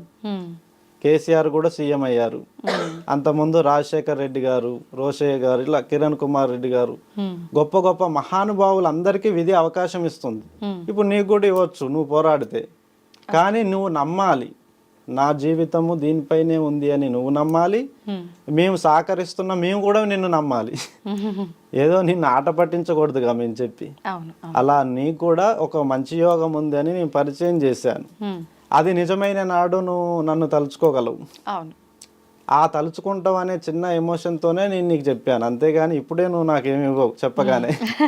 అది విజయం అవుతుంది చూడండి, అప్పుడు ఇస్తారు నాకు గుర్తింపు ఇస్తారు. అప్పుడు పలానా వాళ్ళు ఆ రోజు నన్ను గుర్తించారు, చెప్పారు, అందుకే ఇప్పుడు నేను అలా ఉన్నాను అని కొంత తృప్తి కలుగుతుంది అని మా ద్వారా అని చెప్పాను. కానీ ఆ మిగతా యోగులు చెప్పినట్టు జాతకాలు చెప్పడము, ఈ అవసరాలు చూడడము అది నాకు తెలియదు. నన్ను అడిగితే నేను ఖచ్చితంగా వాళ్ళకి బదులు ఇస్తాను. ఎవరికైనా రుణం ఉన్న ప్రతి ఒక్కరికి సాయం చేస్తాను. ఇప్పుడు నాకేదో ఫ్యూచర్లో ఇది పలానా అని మీరు చెప్పగలిగారు అని అంటే మీకు ముందు జరగబోయేది తెలుస్తుంది అని అర్థం. అంటే ఇప్పుడు నేను గురితో ఉన్నాను, ధర్మం వైపు నిలబడి జరగబోయేది అన్ని దిక్కుల నుంచి చూస్తున్నా, అందుకే నాకు తెలుస్తుంది. అంటే ప్రతి కదలిక కూడా భగవంతుడి పక్షాన నిలబడినందుకే ఇంత తెలిస్తే, భగవంతుడి పక్షాన పోరాడితే ఇంకెన్ని విషయాలు తెలుస్తాయి నాకు. రేపు జరగబోయే ప్రతిదీ నేను చెప్పగలుగుతాను. భగవంతుడి పక్షాన నిలబడి ధర్మ యుద్ధం చేస్తున్నా కాబట్టి ఇవన్నీ చెప్తున్నా. నేను గురి ఎక్కువగా ఉంది, మీలో ఒక 20% ఉంటే నాలో 80% ఉంది. దాన్ని 100% దాటి పనిచేయడం కోసం నేను కర్మచారిగా బాధపడుతూ ఇవన్నీ చేస్తున్నా, అంతేగాని ఓ మెప్పు కోసం ఇది కాదు. భగవంతుడు నాకు ఇచ్చింది 100 ఏళ్ల జీవితం, అలా నాకు 30 వరకు ఇక్కడికి వచ్చినాయి, 20 ఏళ్ళు సాధనకే పోయింది. ఇప్పుడు ఇప్పుడు సరైనటువంటి జీవన క్రమాన్ని నిర్వహించుకునే యోగం సమయం ఇప్పుడు ఇచ్చిండు భగవంతుడు. 20 ఏళ్ళు సాధనలోనే ఉన్నానుగా. అంటే మీరు చిన్నప్పటి నుంచి సాధన చేస్తూనే ఉన్నారా? నేను చిన్నప్పటి నుంచి సాధనలోనే ఉన్నాను. నేను 5 ఏళ్ల వయసు నుంచే భగవంతుడు ఆ తాయితు కట్టుకుంటే మేలు చేస్తాడా, ఒట్టు పెట్టుకుంటే మేలు చేస్తాడా, ప్రసాదం తింటే మేలు చేస్తాడా, ఆ పువ్వులు ఇట్లా కింద పడేస్తే అనుగ్రహిస్తే మేలు చేస్తాడా, అన్ని పరీక్షించే ఈ గురువు స్థాయికి వచ్చాను. అన్ని పరీక్షించి పర్యవేక్షించి ధర్మచారినై కర్మచారినై యోగమును ఆచరిస్తూ విరహ వేదన పడి ఆత్మఘోషను నా సంకల్పం నెరవేర్చుకోవడానికి భగవంతుని నుంచి ఇన్ని ఆయుధాలు పట్టుకోవాలి, ఇన్ని అవకాశాలను ఆ మధ్యలో నుంచి వెళ్ళాలి అని నేను అన్ని చేసిన కాబట్టి ఇప్పుడు గురువు అయ్యాను. లేకుంటే అది కోరుకుంటే వచ్చే పదవా, ఆచరిస్తే వచ్చే పదవి. కోరుకుంటే వచ్చే పదవే కాదు ఇది, ఆచరిస్తే వచ్చే పదవి. మేలు చేస్తే వచ్చేది మెప్పు, అంతేగాని మేలు చేయండి ఏ గౌరవం రాదు, ఏది రాదు. నా యొక్క జీవితంలో ఎంతో మందికి చేశాను, చేస్తున్నాను, ఇంకా చెయ్యాలని పాటు పడుతున్నా కాబట్టి ఇంకా గురువుగా ఇలా చేస్తున్నాను. నా లక్ష్య సాధన కోసమే నేను పాటు పడుతున్నా. ఇక గురువు పేరు ప్రతిష్ఠ ఇవన్నీ చెప్పుకోవడం వరకే అవి. కానీ నేను నా కాలగతినే నేను గుర్తుపెట్టుకుంటా. ఇప్పుడు 30 ఏళ్ళ అంటే 70 ఏళ్ళకి మించి బతకము. బతకాలంటే ఏం చేయాలి, ఏది సృష్టించాలి. ఇప్పుడు ముందు జరగబోయే మీకు తెలుస్తుంది, అది దేవుడికి ఆయన ఆలోచనలో ఆయన విధానంలో మీరు ఉన్నారు కాబట్టి అని అన్నారు కదా. ఇప్పుడు మీ ఆయుష్ ఎంతో కూడా మీకు అర్థమవుతుంది? అర్థమవుతుంది, అందుకేగా ఇంత తొందరపడుతున్నా. అంటే ఆయుష్ తరిగిపోతుంది కాబట్టి నేను బాధపడుతున్నా. తొందరగా నాకు రుణగతిని ఏది ఉందో ఆ లక్ష్యాన్ని ఛేదించడానికి నేను అహర్నిశలు శ్రమిస్తున్నా, బాధపడుతూ. ఆ లక్ష్యాలు ఎంత కష్టాలైనా నేను నిర్వహించుకుంటుంది దానికే. నా గురి అంతా ఇప్పుడు ఆయుష్ తక్కువ ఉంటుంది. తక్కువ ఉన్న క్రమంలో ఇవన్నీ ఇప్పుడు నాకు గుర్తొచ్చినాయన్నీ జ్ఞాపకాలన్నీ నేనే కదా. ఫలానది చెయ్యాలి అని జ్ఞాపకం ఉంది, ఫలానది చూడాలని జ్ఞాపకం ఉంది. వెళ్ళాను, చేశాను, చూశాను. దాని ద్వారా భగవంతుడు నాకు కొన్ని మేలు చేసే అవకాశాలు ఇచ్చాడు కొందరికి. వాళ్ళకి చేశాను, వాళ్ళు నాకు బలాన్ని ఇచ్చారు. మరి తిరిగి వాళ్ళ భగవంతుడు నాకు ఇచ్చాడు కదా, మళ్ళీ నేను అదే ప్రయత్నాలు చేస్తున్నా. ఇప్పుడు ఉపాసన బలం వల్ల, వారు చేసే దీక్షల వల్ల, ఉపాసనల వల్ల వాళ్ళ ఆయుష్ను కూడా పెంచుకునే అవకాశం ఉంది. వాళ్ళకి అసలు మరణమే లేని వాళ్ళు చాలా మంది ఉన్నారంటారు కదా, అలా చేసుకునే అవకాశం లేదా? అదే నా పోరాటం. అమరత్వము, చావు లేని జీవన ప్రయాణము, ఉన్నతమైన ప్రమాణాలు. ఇప్పుడు అద్భుతాలను చూడాలి, ఉన్నతమైన కార్యాలను గెలవాలి అని ప్రతి ఒక్కరు కోరుకుంటారు. ఇప్పుడు నీకే అవకాశం ఇస్తే 10 కోరికలు కోరుకుంటావు, సహజం కదా. నేనైనా 10 కోరికలు. కానీ అలా ఆచరించాలి. ఆ ధర్మాన్ని తెలుసుకోవాలి అంటే గురువు కావాలి. తెలిసిన వాడే మనకి గురువు. అన్ని తెలిసిన వాడిని గురువు అంటాము. అందుకే నమస్కరిస్తాము. దేవతల్ని ఆ గురువు రూపంలో చూసుకొని నమస్కరిస్తాం. ఎందుకు? వాళ్ళు మనకి నూరి పోస్తారు, ఏం తెలియదు కదా, వాళ్ళు ఇస్తున్నారు కాబట్టి గురువు. అలా నేను కూడా ఎన్నో అవకాశాలు భగవంతుడు మనకి ఇస్తున్నాడు చేయడానికి. నేను కోరుకున్నాయని భగవంతుడు ఇస్తూనే వస్తున్నాడు కాబట్టి మా బంధం ఇంకా పెద్దదైంది. నా నమ్మకం నిజమైంది అని నేను చెప్తూ నిర్వహిస్తూ ఎంతో మందికి చేస్తున్నా. అలా నా నిర్ణయం మాత్రం అమరత్వమే. నా లక్ష్య సాధన మాత్రం 100 దాటాలి. అంటే సాధించగలుగుతారన్న అందరిని కూడా 100 ఏళ్ళు దాటియాలి అని నా సంకల్పం. నేను దాటి అందరిని దాటియాలి. అలా కూడా ఉంటుందా? ఇప్పుడు నేను 100 ఏళ్ళు బతికి మిమ్మల్ని కూడా 100 ఏళ్ళ వైపు గుంజుకు రావాలి కదా.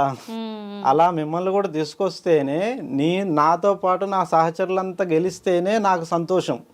నేను ఒక్కనే 100 ఏళ్ళు బతికి మిగతా వాళ్ళంతా పోతే ఇక నేనేం చేయాలి? ఆ వయసులో సాధించిన వాడు గుర్తుగా మాత్రమే మిగులుతా. కానీ మిగతా వాళ్ళకి ఆచరణ ఇచ్చినప్పుడు కదా గెలిచేది. ఇప్పుడు మీరు కూడా 100 ఏళ్ళు ఉంటే నాకొక 100 ఏళ్ళు పైబడి మీకు 100 ఏళ్ళ పైన ఉంటాయి. ఇద్దరం కూర్చొని ఇలా మాట్లాడితే 10 మందికి వీళ్ళు ఎలా ఆదర్శంగా బతికారు, ఇలా 100 ఏళ్ళు వీళ్ళు ఎలా బతికారు, మేము కూడా అలాగే ఆచరిస్తాం.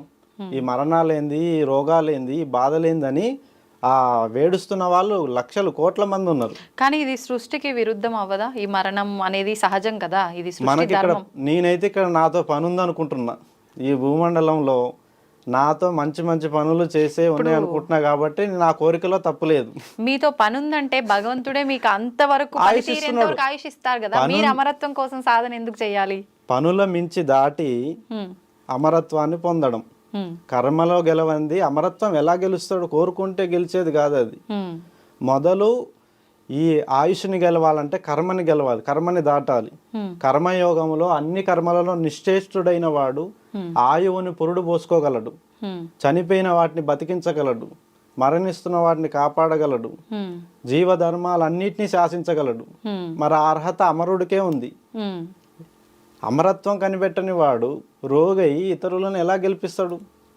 కాదు, నా లక్ష్య సాధన అమరత్వమే. 100 ఏళ్ళు నేను బతకాలి, నా తోడున్న వాళ్ళంతా బతకాలి, వాళ్ళంతా నేను సుఖంగా ఉండాలి, వాళ్ళంతా సుఖయోగం ఉండాలి.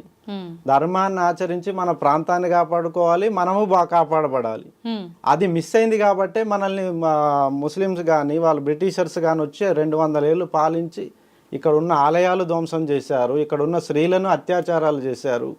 కళ్ళ ముందే దాష్టికాలు ఘోరాలు జరిగి గురువులను ఎల్లగొట్టి ఇప్పటికీ గురువులకు అధికారం లేదు ఇక్కడ ఈ ప్రాంతంలో.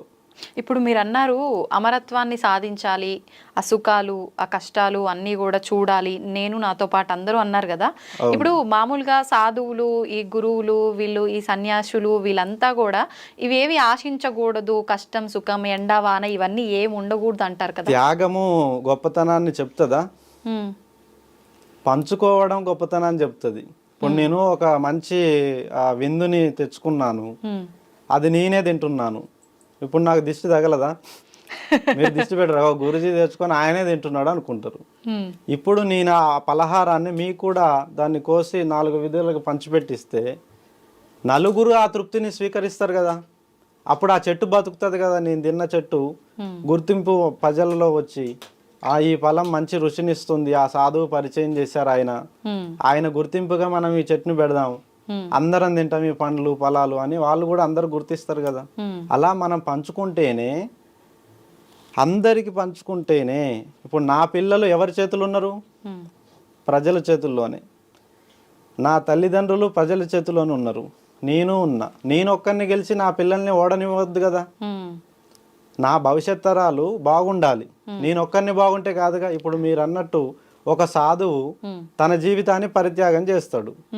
దేనికోసం చేస్తున్నాడు? సంఘం కోసమా, తన కోసమా? చెప్పండి. అంటే వాళ్ళు ఎలా సంకల్పం చేసుకుంటే అలా ఉంటుందేమో. తన కోసం అయితే వేరే ధర్మము, తన కోసం అయితే వేరే ధర్మము, సంఘం కోసం అయితే మరో ధర్మము. అంతే కదా.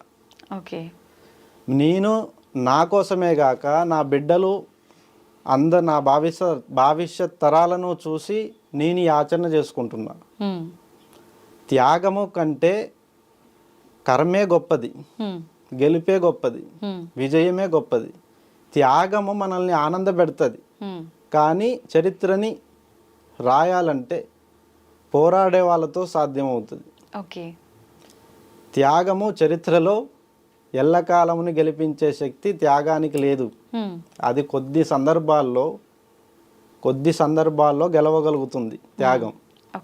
అన్ని సందర్భాల్లో త్యాగం గెలవదని ప్రజలందరికీ తెలుసు. అందుకే పండగలప్పుడు అన్నదానాలు చేస్తారు, కానీ నిత్య అన్నదానాలు చేయమనండి. ప్రతి ఇంటి నుండి నిత్య అన్నదానాలు ప్రతి ఇంటి నుండి చెయ్యరు.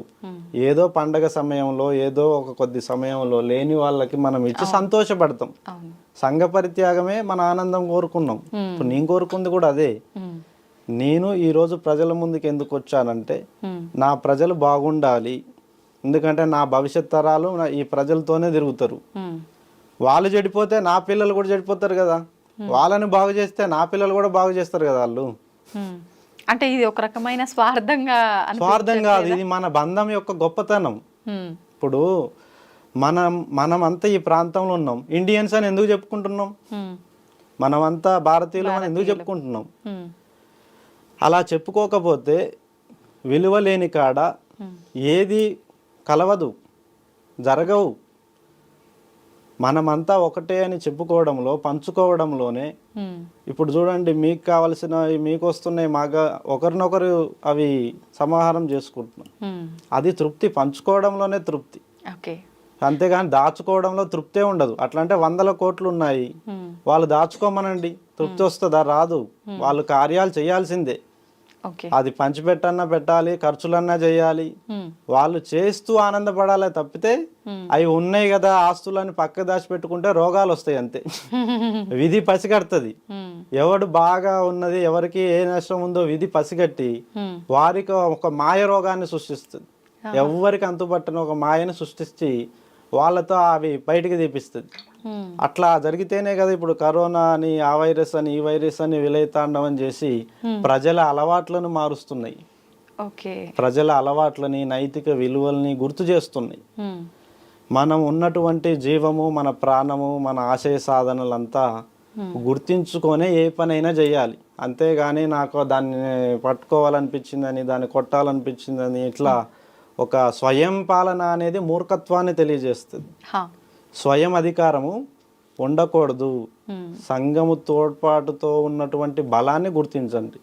స్వయం అధికారం ఏం చేస్తుందంటే శిఖరాన్ని చూపెడుతుంది, కానీ ఎవరెక్కాలి? కాళ్ళు నొప్పెడుతుంటాయి, చేతులు లాగుతుంటాయి, శక్తి సరిపోదు, బద్ధకం ఎక్కువై మధ్యలో ఆగిపోతారు. శిఖరాన్ని ఎక్కాలంటే నలుగురు తోడ్పాటు ఉండాలి.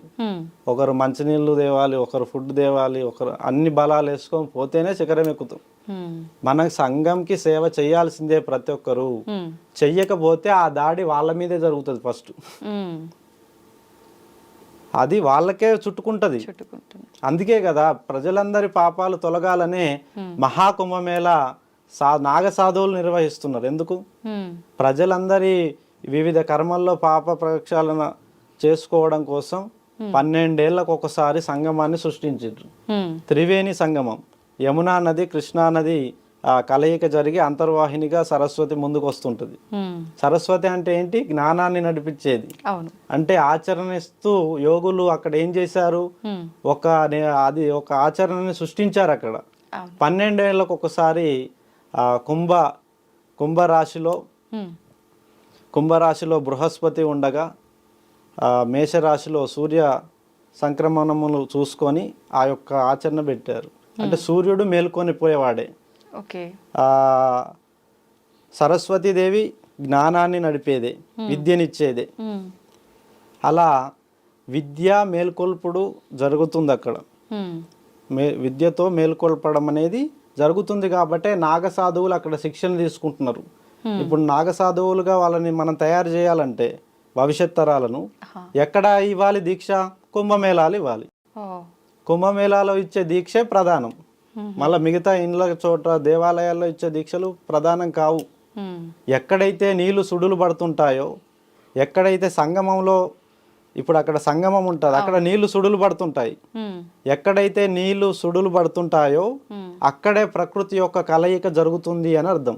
ఇప్పుడు మీరు చెప్పినట్టుగా 12 సంవత్సరాలకు ఒకసారి జరిగేది మహాకుంభమేళ అని అన్నారు. చాలా మంది ఇదే విధంగా చెప్పడం అయితే జరిగింది. కానీ ఈ మధ్య ఇప్పుడు ఆల్రెడీ ఇప్పుడు మనకు కుంభమేళ స్టార్ట్ అయిపోయింది. స్టార్ట్ అయిన తర్వాత చాలా మంది సొంత ఛానళ్ళ వాళ్ళు వీడియోలు చేసి పెట్టడము ఇలాంటివి కూడా చూస్తున్నాము. వాళ్ళు మాట్లాడిన సందర్భాల్లో 140 సంవత్సరాలకు ఒకసారి వచ్చేదాన్ని మహాకుంభమేళ అంటారని చెప్పి, ఈ 12 సంవత్సరాలకు వచ్చేది కుంభమేళ అని, 6 సంవత్సరాలకు ఒకసారి అర్ధ కుంభమేళ అని ఇలా మాట్లాడడం జరుగుతుంది. అసలు ఏది వాస్తవం? వాళ్ళు లెక్కలు కాలగతిన ఇస్తున్నటువంటి ప్రమాణం అది. కాబట్టి 144 ఏండ్లకి ఈ కాలగతి వచ్చింది అని వాళ్ళు చెప్పడం జరిగింది. అంటే ఇప్పుడు వచ్చిన ఈ ప్రయాగరాజ్ 12 ఏళ్ళు, మరొక 12 ఏళ్ళు, 12 సార్లు మీరు కూడిక చేయండి. అలా మరొక కూడికతో మహాసంగ్రమం, ఇప్పుడు మహాసంగమంతో చెప్పినది మహాకుంభమేళ. అది 144 సంవత్సరాలు ఈ కుంభమేళాతో ముగిస్తుంది. అంటే అదొక చరిత్ర, ఒక ఘట్టము. అంటే ఇది చాలా విశేషమైన ప్రతి ఒక్క 3 తరాలు ఈ భూమిని శాసిస్తుంటాయి. ఇప్పుడు మనం 3 తరాలు తీసుకోండి. యాక్టివ్గా స్వాతంత్రం తెచ్చుకున్న వాళ్ళు ఒకరు, వాటిని అనుభవించిన వాళ్ళు ఒకటి, తర్వాత తరాలలో చూస్తున్న వాళ్ళు, అంటే 3వ దశలో ఉంది. అంటే కుంభమేళ 3 దశల 3 తరాలను కలిపి వాళ్ళు ఒక మార్క్ పెట్టారు. అది ఎంతో గొప్ప విలువైన మార్క్ అది 144 ఏళ్ళు అనేది. ఇప్పుడు మీరు చూడండి, 3 తరాలు మాత్రమే రాజ్యాంగ అధికారం ఉంటది, న్యాయాధికారం ఉంటది. తర్వాత 3 తరాలు చూడండి, ఈ రాజ్యాంగము, ఈ న్యాయము వీటిని వాళ్ళు అనుసరించరు. వాళ్ళు మరొక న్యాయము మరొక చట్టాలు రాసుకుంటారు. ఇప్పటికి చాలా అడ్జస్ట్మెంట్ జరుగుతున్నాయి. మొన్ననే తరతరాలుగా 3 తరాలుగా వస్తున్న మన ధర్మం ఏంటి? వివాహ ధర్మంలో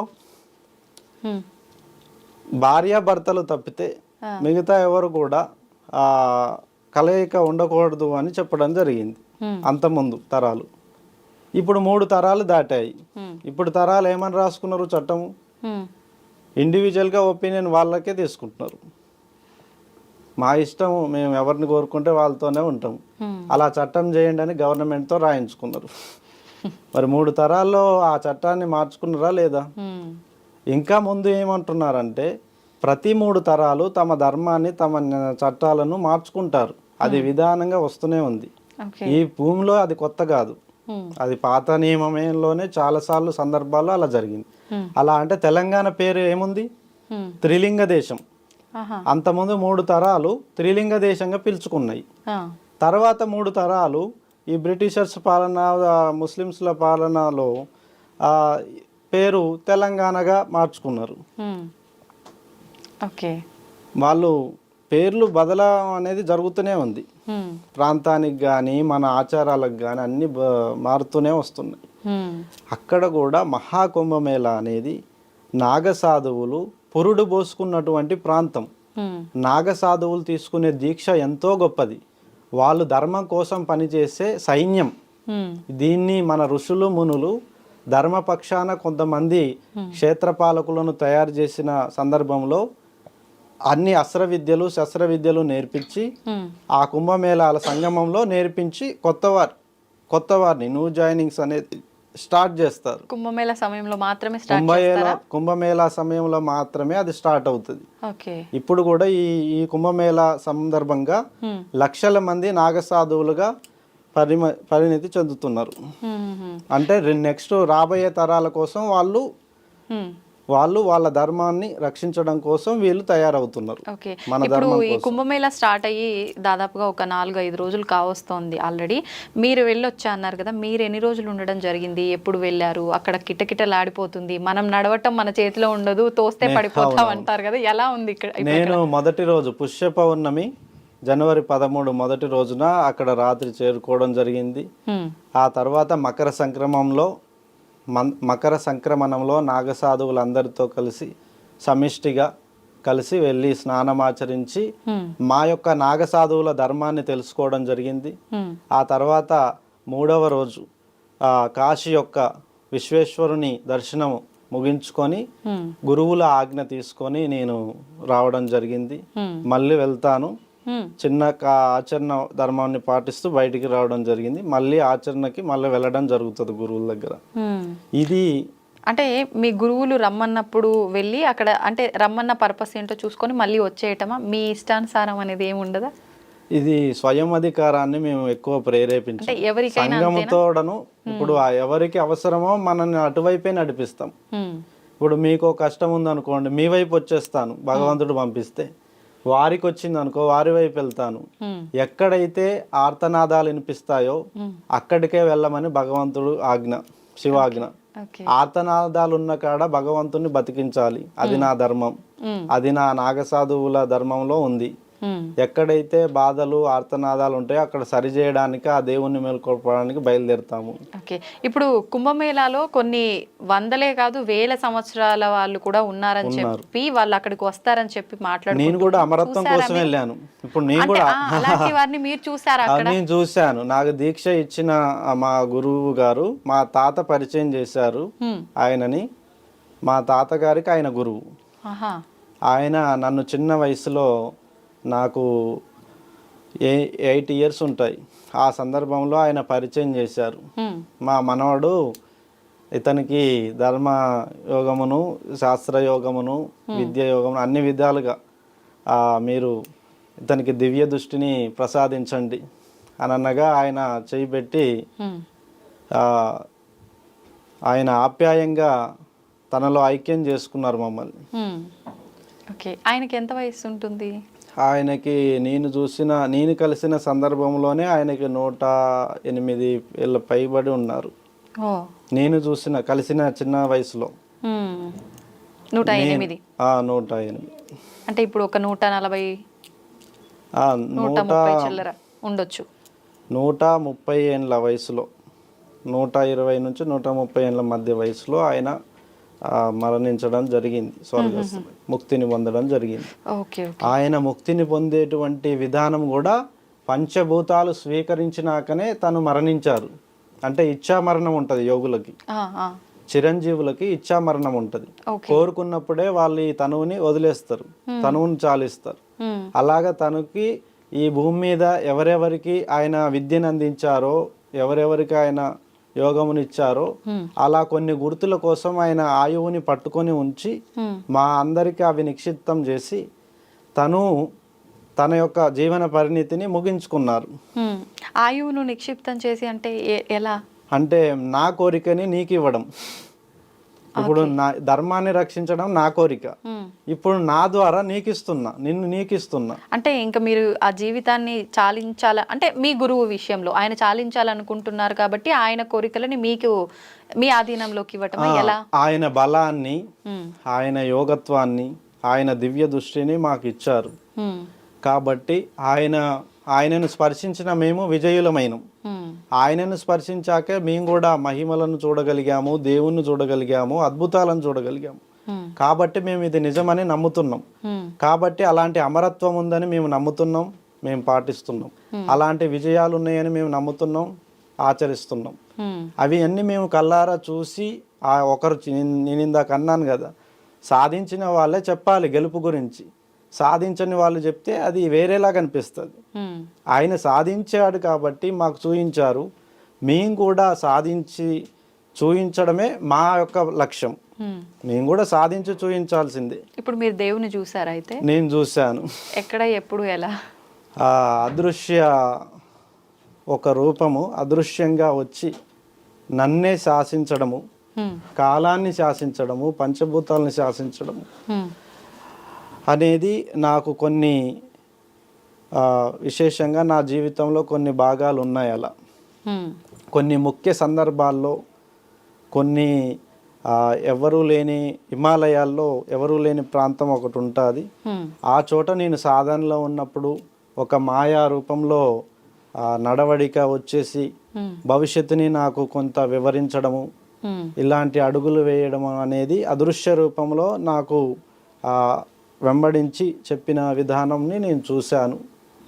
అంటే ఇప్పుడు వచ్చిన ఆకారము, అదృశ్యమైన రూపము భగవంతుడిదే అని మీరు ఎలా అనుకుంటారు? అంటే ఎంతో మంది గురువులు తపస్సు చేసిన ప్రాంతాలు కదా, అలా ఎవరైనా గురువులే? నేను మొదటిగా గురువే అనుకున్నాను మీలాగే. ఇది గురువుల ప్రాంతం కదా, గురువులే ప్రేతాత్మలో, శక్తులో లేదా ఏదో రూపంలో వచ్చి నన్ను వెంబడిస్తున్నారేమో అనుకున్నాను. తర్వాత నాకు తెలిసింది ఏమిటంటే అది సాక్షాత్తుగా భగవంతుడు శివుడే నేను చూసే గురువు రూపంలో వచ్చాడు అని.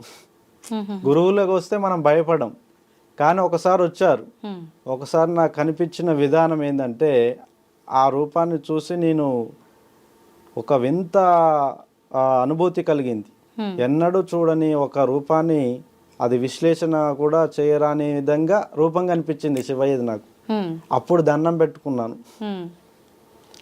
గురువులు ఆచారాన్ని ఇస్తున్నాడు, ఆ రూపంలో ధైర్యాన్ని ఇచ్చాడు, నాకు ముక్తిని ఇస్తాడు అని నాకు అప్పుడే అనిపించింది. నేను చేసే ఆచరణ కరెక్టే, నేను చేసే సాధన కరెక్టే, ధర్మం వైపు ఉన్నదానికి నిర్వహిస్తున్న దానికి ఆ భగవంతుడు ఇచ్చిన రూపం నాకు ధైర్యాన్ని ఇచ్చింది. ఇప్పుడు నేను కాన్ఫిడెంట్గా మీకు చెప్తున్నాను, 100 ఏళ్ళు నేను దాటి వస్తానని, మిమ్మల్ని కూడా తీసుకెళ్తా అంటున్నా అంటే దానికి కారణం ఆ దైవం నాకు ఇచ్చిన ఆ రూప దర్శనమే. ఎన్ని సంవత్సరాల వయసులో మీకు కలిగింది ఆ అనుభూతి, ఆ దేవుడి దర్శనం? నేను చిన్న వయసులో అమ్మ వాళ్ళు నాకు కొన్ని దేవాలయాల్లో తిప్పి పరిచయం చేశారు. ఇది దేవుడు, ఇది శివయ్య, ఇది సాయిబాబా, ఇది విష్ణుమూర్తి అని పరిచయం చేశారు. ఆ పరిచయాలు అన్వేషణ మొదలవుతుంది. దేవుడు, వీళ్ళు ఈ రూపాన్ని దేవుడు అంటున్నారు, ఆయన కనబడట్లేదు, కనబడాలంటే ఎక్కడికి వెళ్ళాలని అడిగాను. దేవుడు దేవాలయాల్లో చూపించే రూపాలని మీరు అంటున్నారు, నిజంగా దేవుడు ఎక్కడ ఉంటాడంటే హిమాలయాల్లో ఉంటారు, లేదా అదృశ్య రూపంలో అప్పుడప్పుడు అట్లా వచ్చేసి వెళ్ళిపోతారు, కానీ మనకు కనిపించరు అని అమ్మ చెప్పేది. అన్వేషణ అంతా తాత వాళ్ళు కూడా రాజగురువులు అవ్వడం వల్ల నాకు చిన్నతనం నుంచే అందరి జాతకాలు చూడడం, అందరినీ పరిశీలించడం, ఒకడు బాగుపడుతున్నాడు అంటే వాడు వెనక ఏ శక్తి ఉంది, ఒకడు దరిద్రుడు అవుతున్నాడు అంటే వాడు వెనక ఏ శక్తి ఉంది, దాన్ని గమనించి అడుగులేయడం, ఏ భాగాన్ని ఏ ధర్మాన్ని అనుసరిస్తే మంచి జరుగుతుందో కనిపెట్టాను. అలా కనిపించుకుంటూ దుష్య రూపంలో చూస్తూ చూస్తూ రియలైజ్ అవుతూ యోగుల వైపు మా తాతగారు ఎప్పుడైతే కాశీ తీసుకెళ్ళి నాకు యోగులను మునులను కనిపించారో అప్పుడు నా దశని వాళ్ళు మార్చారు.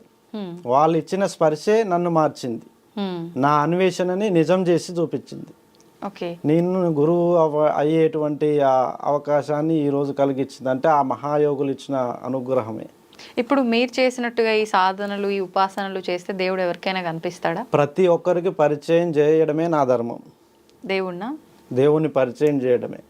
దేవుడు అనుభూతి కానీ ఇక్కడ కలగకపోతే గనక అది నిజం 10 మందిని బతికిస్తుంది, ఆధారితంగా ఉంటుంది.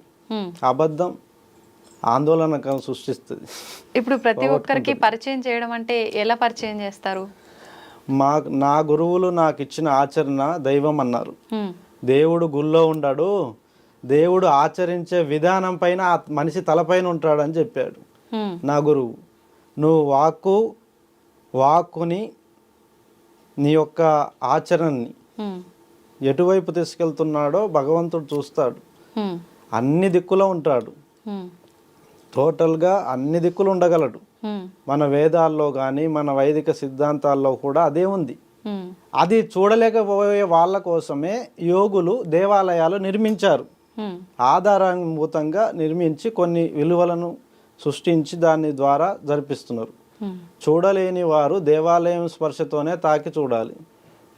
అంటే మీలా మేము కూడా అదృశ్య రూపంలో చూసే అవకాశం చూడవచ్చు. మన ఋషులందరూ అదృశ్య రూపంలో ఉన్న శివయ్యని చూశారు. వాళ్ళు ఎన్నో వరాలు పొందారు. నాకు కూడా ఒక వరం ఉంది. ఆ వరం నేను పొందితే, ప్రజలందరి సమక్షంగా సాక్షిభూతంగా పొందితే నాకు కూడా చాలా సంతోషం అవుతుంది. మేము తెలుసుకోవచ్చా మీ వరం ఏంటో? నా వరం అంతా మొదటిది అమరత్వము, రెండవది 10 మందికి చేయుతనించే అంశాలను పొంది ఉండడం, అస్త్ర శస్త్రాలను ధరించినటువంటి నాయకులు ఉన్నారు. కానీ వాళ్ళు ఏం చేస్తున్నారు? ధర్మాన్ని రక్షించడంలో కొంత పోరాడి కొంత పోరాడలేక ఒకసారి చేస్తూ ఒకసారి చెయ్యకపోకుండా అలసిపోతున్నారు. అలసట లేని నాయకత్వాన్ని, అలసట లేని ధర్మ పరిరక్షణని, అలసట లేని యోగత్వంగా అమరత్వంగా మార్చే విధంగా అందరినీ అమరులుగా, అందరూ ఎక్కువ కాలం బతికేవారిగా ప్రపంచవ్యాప్తంగా గుర్తింపు ఉండాలి. ఫలానా ఇండియన్స్ అంటే ఆయుర్దారం చాలా బాగుంటుంది. ఈరోజు జపాన్ గురించి చెప్పుకుంటున్నారు. జపాన్లోనే అత్యధికులు ఎక్కువ కాలం బతికిన వాళ్ళు ఉంటున్నారు ప్రపంచం మీద అని చెప్తున్నారు. అంటే అది ఇక్కడ ఉండాల్సిన వాళ్ళు అక్కడ ఉంటున్నారు. వింతల్లో ఒక వింత అన్నట్టు ఎవరో ఒక్కరు కదా అలా, అంటే ఎక్కువ కాలం జీవించి ఉండేవాళ్ళు ప్రతి ఒక్కరు అమరత్వం పొంది అలా ఉంటే అదంతా సృష్టికి విరుద్ధమే అవుతుంది కదా. అమరులు మనకు అవసరం. ఎందుకంటే ఈ ప్రాంతం రోగులతో బాగుపడదు. ఇప్పుడు నేను సహాయం చేయమని నేను పిలుస్తా, అతను రోగి అయింది అనుకోండి, నేనే కష్టాలతో బాధపడుతున్నా, నేనేం చేయాలి స్వామి? మీ పక్కకి వెళ్ళిపోతా, నాకు రోగం ఉంది, షుగర్ ఉంది, బీపీ ఉంది, థైరాయిడ్ ఉంది, నాకు గ్యాస్ట్రిక్ ఉంది, నేను ధర్మ పరిరక్షణ చేసే అంశాలే నాలో లేవు, నన్ను వదిలేయండి స్వామి, నేను బతుకుతున్న కొన్ని క్షణాలన్నా మిగులుతాయని దండం పెడతాడు. అదే అమరుడైతే నేను చూపించిన వెంటనే ఆ పనికి నేను కూడా వస్తా, చేద్దాం పా స్వామి అంటాడు. అమరుల కలయిక మన ఈ ప్రాంతం రక్షించగలదు. అమరులు లేకపోతే, అమరత్వం పొందే వాళ్ళు లేకపోతే, ఆయుష్ బలంగా లేని వాళ్ళు అయితే అది పనిచేయదు. ఈ ప్రాంత పరిరక్షణ జరగదు. ఇది రోగాల దిబ్బగా మారుతుంది ఈ ప్రాంతం అంతా.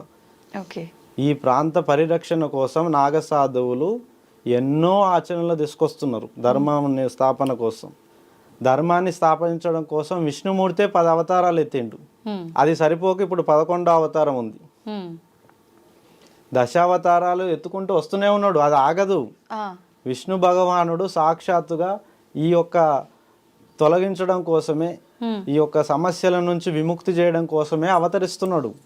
తెలుసుకోవాలి ప్రజలంతా కూడా, అమరత్వాన్ని తెలుసుకోవాలి. ఒక ప్రాణాన్ని కాపాడడానికి 10 మంది రావాలి. ఈ రోజు మొన్న ఒక యాక్సిడెంట్ వీడియో చూశాను. యాక్సిడెంట్ అయితే సిటీలో అందరూ చదువుకున్న వాళ్ళే, విద్యావంతులే. కానీ ఒక యాక్సిడెంట్ అయ్యి వాళ్ళు పడిపోతే కేసులు అవుతాయి, అవి అవుతాయి, ఇవి అవుతాయి అని చట్టాలు ఒక చూసి సగం మంది వెళ్ళిపోతున్నారు. ఇంకేం జరుగుతుందో నాకు ఆ శక్తి లేదు కదా అని వెళ్ళిపోయే వాళ్ళు కొద్ది మంది. తీరా చూస్తే ఆ వ్యక్తి ప్రాణం పోతుంది. అంటే ప్రజల్లో ఉన్న దోషమే పాలకులకు తగులుతుంది. ప్రజల మీద ఉన్న దోషము పాలకులు తగులుతుంది. పాలకున్న దోషం ఆ ప్రాంతానికే తగులుతుంది. దేశం అంతా సుభిక్షంగా ఉండాలంటే ధర్మమే మూల కారణం. ధర్మాన్ని ఆచరించడం ముఖ్యం కదా. ఇప్పుడు నిన్నైనా నన్నైనా గెలుపు దిశకు వెళ్ళాలంటే అవి చూసుకొని వెళ్తాం మనం. ఇప్పుడు భగవంతుడివి అవతారాలు అన్నారు కదా మీరు, దశావతారాలు ఇంకా అవతారాలు ఉన్నాయి అని చెప్పి, ఇంకా ఎన్ని అవతారాలు ఉన్నాయి? ఏ యుగంలో రాబోతోంది? ఎప్పుడు రాబోతోంది అవతారం? కృష్ణ భగవానుడు జీవిత సారాంశాన్ని గీత ద్వారా మనకు బోధించాడు. ధర్మాన్ని అన్నదమ్ములే అందులో రాజ్యాలను పాండవులు కౌరవులు రాజ్యాలు పంచుకోవడంలో వచ్చిన ఆస్తి గొడవలలో ఆ యుద్ధం జరిగింది. ఆస్తి గొడవలలో జరిగిన యుద్ధాన్ని ఆయన నీతి పక్షాన నిలబడి గెలిపించాడు. ఇదే రానున్న యుగం మొత్తం జరుగుతుంది అని చెప్పి గీత సారాంశంను మీరు చదివి బయటికి రండి, మేలుకోండి. గీత సారాంశం అందుకే ఇస్తున్నా నేను. ఇవి ఏది నాది అనుకోకండి, అన్ని మళ్ళీ అనుభవించి ఇవ్వాల్సిందే. ఏదైనా అనుభవించవలసిందే, శాశ్వతంగా మనతో ఉండేవి కావు అని గీత సారాంశం ద్వారా ఆయన చక్కగా మేలుకొల్పాడు ధర్మాన్ని, ధర్మ నిర్వహణ. మళ్ళీ అది దారి తప్పింది. మళ్ళీ దారి తప్పే పరిస్థితులు కనిపిస్తున్నాయి బయట. విచ్చలవిడిగా శృంగారము, విచ్చలవిడిగా కోరికలు, విచ్చలవిడిగా అహంకారము. అసలు ఎవరితో కలిసి ఏ నిర్వహణ చేస్తే 10 ఏళ్ళు బాగుంటాం అనేది కూడా మర్చిపోతున్నారు. పొద్దున పూజలు, సాయంత్రానికి వచ్చేసరికి వాళ్ళకి స్థితిగతులు ఎక్కడ ఉంటారో తెలుస్తలేదు. పొద్దున బయలుదేరేటప్పుడు తెలుస్తుంది, సాయంత్రం ఎప్పుడు వచ్చేది తెలియట్లేదు ఎవరు. ఈ వేగంగా కదులుతున్న కాలంలో అందరూ తప్పిపోతున్నారు. మెయిన్ రీజన్ కాలం వేగంగా కదులుతుంది. భగవంతుడు ఇచ్చేటువంటి సౌకర్యాల వల్ల వేగంగా కదలడం వల్ల చాలా మంది ఆ మత్తులో పడిపోయి చిత్తైపోతున్నారు. చిత్తైపోతున్న వారి సంఖ్య ఎక్కువ ఉన్నది, బాగుపడుతున్న వాళ్ళ సంఖ్య తక్కువ ఉంది. ఇంతకీ మీరు నాకు భగవంతుడు అవతారం ఎప్పుడో చెప్పలేదు, ఏ అవతారం? విష్ణుమూర్తిది. విష్ణుమూర్తి గురించి, విష్ణువు సాక్షాత్తు శివుని కాంక్షనే విష్ణువు నడిపిస్తుంటాడు. శివునికి లేని రూపం విష్ణువుకు ఉంది. మళ్ళా విష్ణుమూర్తి ఏమంటున్నాడంటే, నేను నారాయణ్ణి, సకలమును ఆవహించగలను, ఏ రూపమైనా ఆయన మారగలడు. విష్ణువు సాక్షాత్తుగా కలిపురుషుడుగా అవతరిస్తాడని ఎంతో మంది యోగులు మనకి గుర్తునిచ్చారు. కలి వస్తాడు, మళ్ళా దుష్ట శిక్షణ, శిష్ట రక్షణ జరుగుతుంది. కలి వస్తున్నాడు, రాబోతున్నాడు. అందుకే ఈ స్పీడ్ పెంచిండు, అన్ని వాహనాలు ఇచ్చి కెమెరాలు ఇచ్చి రెడీగా పెట్టుకొని ఉంచిండు అందరినీ.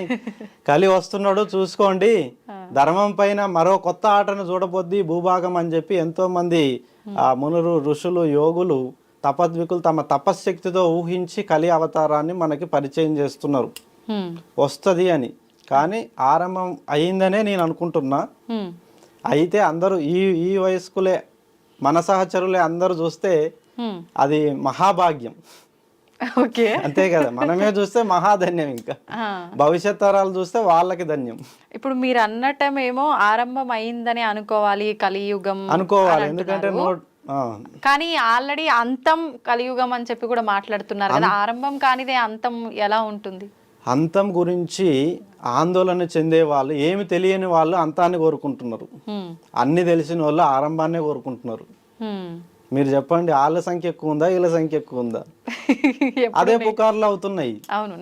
మేమంతా ఆరంభమైంది అనుకుంటున్నాం, యుగం ఇంకా యుగరక్షకుడు వస్తున్నాడు, యుగం ప్రారంభం అవుతుంది, సరికొత్త మానవాళి యుగం చూస్తున్నారు అని నేను అనుకుంటున్నా. ఇప్పుడు మీరన్నట్టుగా విష్ణుమూర్తి అవతారాలు ఇంకా ఉన్నాయి. ఈ కలి ప్రభావం వల్ల, ఈ అరాచకాలు ఎక్కువైపోవడం వల్ల భగవంతుడు మళ్ళీ రాబోతున్నాడు. కలి ప్రభావం కాదు, అంధకారంలో ఉన్నవారు చేస్తున్నటువంటిది ఒకటైతే, అన్ని తెలిసి చేసి అహంకారంతో చేస్తున్న వారిది ఇంకా సంఖ్య పెరిగింది. తెలియని వాళ్ళు చేసిన తప్పునైనా భగవంతుడు క్షమిస్తాడు, కానీ అన్ని తెలిసి తెలిసి తెలిసి చేసిన వాళ్ళ తప్పును భగవంతుడు క్షమించడు. అది ప్రతీకారం తీర్చుకుంటాడు భగవంతుడు. ఏం తెలియని వాడు చేసిండంటే వాడిని సరే ఏం తెలుసో తెలియక చేసింది కదా అని వదిలేస్తారు. అది కలివి కాదు, అది కలియుగంలో ధర్మం ఎలా ఇప్పుడు ఇంత సౌకర్యాలు అనుభవిస్తున్నారు కలియుగం వల్లే కదా. అవును. ఇన్ని సౌకర్యాలు, ఇంత వేగవంతమైన జీవితం, ఇంత వేగవంతమైన సృష్టిని మీరు కదిలిచ్చి చూస్తున్నారంటే అది మహత్కరం. మన పూర్వీకులు కూడా చూడలేదు ఈ వాహనాలని, ఈ ఇంత టెక్నాలజీ, ఇంత విజ్ఞానాన్ని మన పూర్వీకులు కూడా దర్శించలేదు. ఎన్నో గోసలు పడ్డరు. చెమ్ముడు వాటర్ తాగాలంటే బావి దగ్గరికి కిలోమీటర్ నడిచి బావిలో చేదుకొని తాగేవాళ్ళంట. ఇప్పుడు మనం ట్యాప్ తిప్పంగానే వచ్చేస్తుంది. కానీ రాబోయే రోజుల్లో ఆ వాటర్ కూడా మనకు అందుబాటులో లేని పరిస్థితులు రాబోతున్నాయని పంచభూతాలని నష్టం చేసేది విధానమే లేదు అసలు నాకు తెలిసి. ఎవరైతే పంచభూతాలు అంతం కావు, అగ్ని అంతం కాదు, నీరు అంతం కాదు, ఆ వాయువు అంతం కాదు, అది ఆకాశము భూములు అన్ని కూడా పంచభూతాలు కదిలినంత వేగంగా వీళ్ళు ఎడగదులుతారమ్మా. నువ్వు చెప్పు, వీళ్ళకి ఆ శక్తే లేదు. పంచభూతాలను అవి సరి చేసుకోగలవు. ఇక్కడ రోగాన్ని అక్కడేయగలవు, అక్కడ మంచిని తెచ్చి ఇక్కడ పంచగలవు. పంచభూతాలు కదిలించిన ఔన్నత్వమే మనం ధర్మం అని పాటిస్తున్నాం. మనకి గ్రంథాలు అవన్నీ లేవు. పంచభూతాలే మొదటి దైవం, ఆచరణే దైవం రూపం. ఆచరించిన వాడే గురువు. ఆ గురువు సన్మార్గంలో నడిస్తే అందరూ చేయకూడతారు. ఆ గురువు మన యుగానికి గుర్తుండే ధర్మాన్ని ఇస్తాడు. అలాగే జరుగుతుంది. ఈ భూమిని ప్రజలే రక్షించుకున్నారు ఇన్ని యుగాలుగా. వాళ్ళ ఆచరణ, వాళ్ళ దైవం వాళ్ళని విడిపోలేదు. ఎంతో మంది దాడులు చేసినా పోలేదు. ఇంకా తిరిగి అది వస్తుంది రిటర్న్. ప్రపంచానికే తలమానికమైనటువంటి గుర్తింపు భారతీయులకి కలగబోతుంది రానున్న రోజుల్లో. ఓకే, సంతోషం అండి. చాలా మంచి విషయాలు తెలియజేశారు. ధన్యవాదాలు.